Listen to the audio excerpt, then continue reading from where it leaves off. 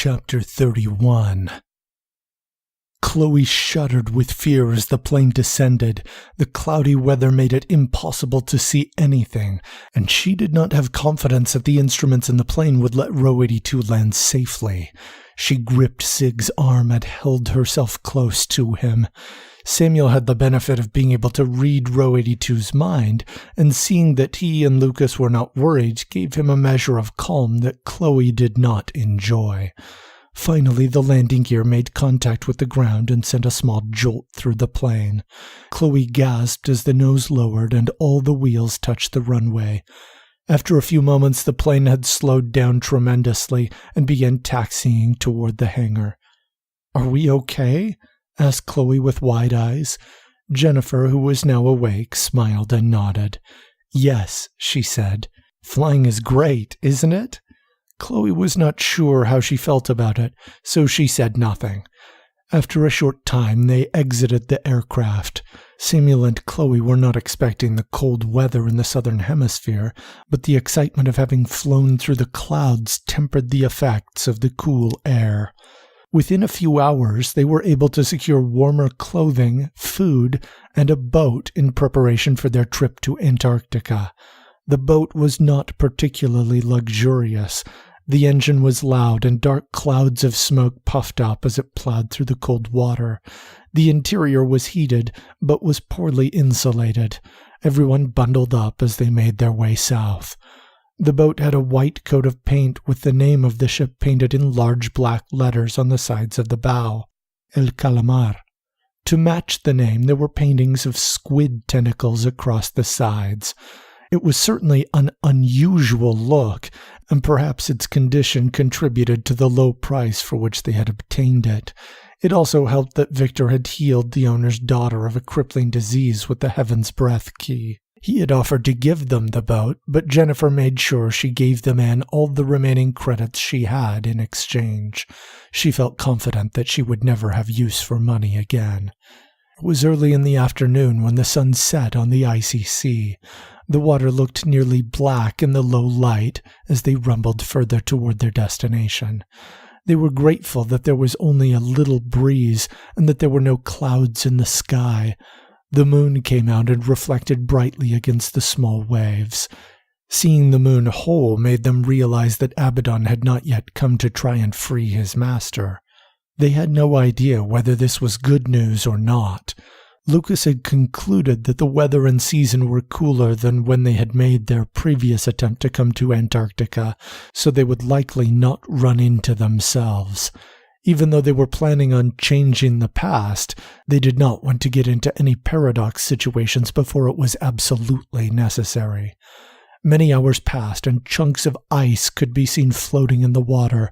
The boat rumbled ahead, though, and eventually Row 82 announced that they were approaching the Antarctic Peninsula. Eventually, they slowed the boat and set out an anchor. Using a small rowboat, they ferried themselves and their supplies to the shore. Eventually, they all made it across and prepared to travel toward the pole. The freezing temperatures were extremely unpleasant, but it was not long before Kirana used her flaming sword to provide some ambient warmth as they traveled. Eventually, Lucas got impatient with their slow pace and suggested that Lizard teleport back with components to assemble and fuel snowmobiles. It took several attempts, but finally he and Row 82 were able to assemble the vehicles, and they sped further south. Moving on snowmobiles in the cold, they were able to arrive in East Antarctica relatively quickly. The closer they got to the pole, the more somber the mood became. Lucas was particularly interested in learning more about the attunement and how it would help them defeat the archdemon. He pressed Victor for additional details as they camped one night. "Did you know all the details about getting the Heaven's Breath key, or Heaven's Sword, or any of the other keys?" countered Victor. Lucas tilted his head and paused, hoping for more. "I just know that this is what we were meant to do," said Victor. "The more I have thought about it, the more convinced I have become that this is what we were meant to do all along. I don't have all the answers, but this is how it must be." "We're risking all of our lives, Victor," said Lucas. "You're risking Jennifer's life. Are you comfortable with that?" Jennifer's eyes grew wide as she waited for Victor's response. "No, frankly," replied Victor. "No, I'm not comfortable with it." His honesty seemed to calm Lucas and brought a smile to Jennifer's face. "I understand then," said Lucas softly. "That is how I felt when I was pulling us from the cold zone to the hot zone and back again to track down these keys. I just have to hope it will all work out," said Victor. "It's no different than when we first met and decided to break into the Eastern Shrine." Lucas smiled and nodded as he remembered Victor's skepticism regarding his strategy against Epsilon 41. "And so far, in spite of a few tough situations, it has worked out," said Lucas. "I guess I'm most worried about not having the insurance of Heaven's breath available during your attuning." Victor nodded as he thought back to Ben Smith explaining the need of sacrifice to Molly Patterson. "That worries me too," said Lizard. "You are right to be concerned," admitted Victor. "There is something different this time. We always thought of the power of these keys as some angelic gift, but it was born of sacrifice. We aren't just using them to help a few people as we have before. We are approaching the time for which the divine keys were designed. I cannot shake the feeling that there is a price that will yet be required of us."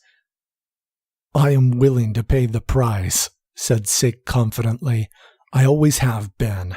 I have always believed that there was a way, if we worked hard enough, that the world could be redeemed. Of course, I used to think that it was just a matter of stopping augments or demon worshippers," said Sig, "or later stopping Abaddon, but this feels different than before. Maybe I'm wrong, but I get the feeling that this archdemon is the one at the top of the evil food chain.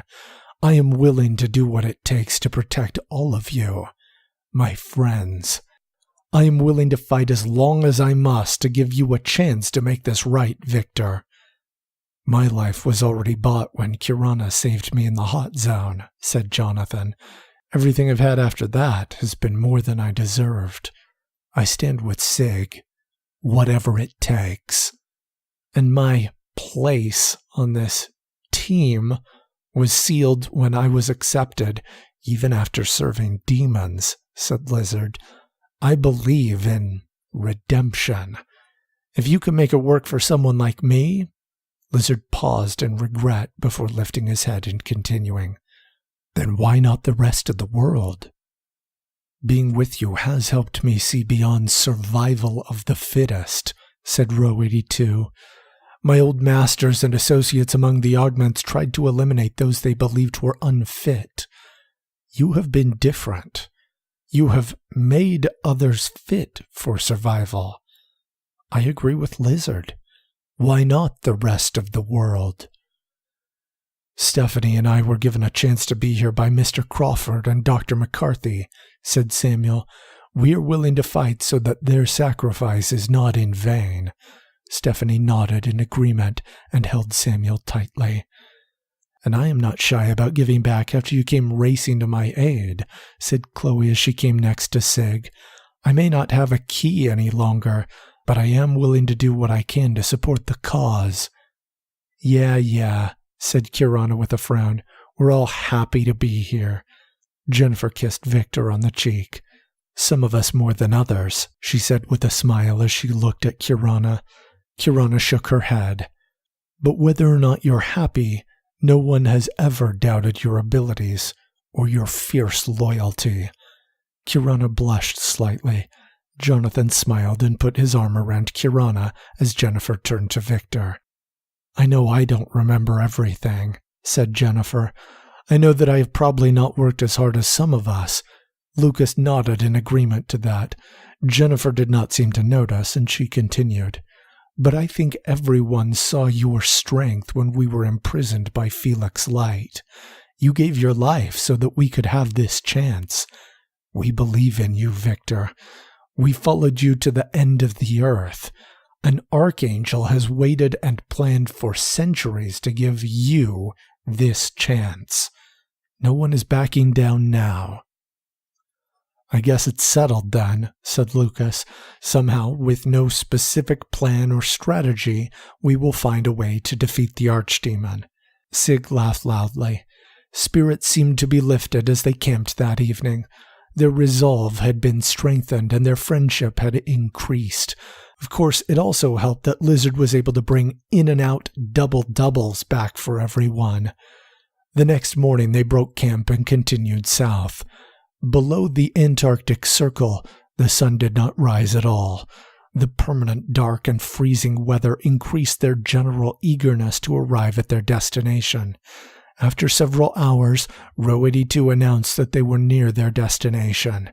Everyone stopped. "What now?" asked Sig. "We need to go back in time and defeat the Archdemon in the past," said Victor. "That's my cue then," said Jennifer with a smile. "Wait," said Kirana. Jennifer turned to see why she had interrupted. "We could use more ammo, more grenades, and another cheeseburger." Sig laughed loudly, and everyone smiled. "So that's my cue then," said Lizard with a smile. Within an hour they were fed, rested, and armed. Jennifer had everyone gather closely. There was a bright flash of light as Jennifer's key glowed. A moment later, Jennifer slumped down. Victor picked her up as the others adjusted to the darkness. They had obviously not traveled to a warm season for the southern hemisphere. The moon was crescent-shaped and shined only with dim light. Stars dotted the sky like glitter, and the white snow seemed to shine slightly as it reflected their glow. "Kirana," said Victor as his eyes glowed, "the Archdemon is under the ice here. I need a path to him to start attuning." Kirana nodded and sliced a wedge of ice out of the ground that created a ramp down to the crystal prison. The ground shook violently, disorienting everyone. The crystal prison suddenly jutted up out of the earth, pushing ice up all around it. Victor knew what he needed to do. He rushed up to the mound of broken ice and pressed his hands against the crystal prison. It began humming softly as the 10th key around Victor's neck started glowing. The attunement had begun. Suddenly they became aware of shadows approaching them. They got to their feet and realized that they were surrounded by people in large cloaks of various colors. "We've been waiting for you," shouted Sarah Hawkins. "We thought you were in a hurry." There was a roar of laughter. "You can't stop us," shouted Sig as his eyes began glowing. "I know what you're trying to do," said Sarah. "Trying to defeat the Archdemon would be a mistake." "Your concern for us is touching," said Lucas angrily. "You are right to believe we have our own interests to protect," said Sarah. "If you leave now, we will forget we saw you." There were murmurs of surprise by Sarah's seemingly merciful offer. "Funny," shouted Victor defiantly. "We were about to say the same thing to you." The demon worshippers roared with anger. Sig laughed loudly as the others prepared to fight. As they looked at the hordes of approaching green-cloaked undead acolytes, they realized that this was the decisive conflict. In this battle there would be no surrender. In this battle, they would either perish or conquer.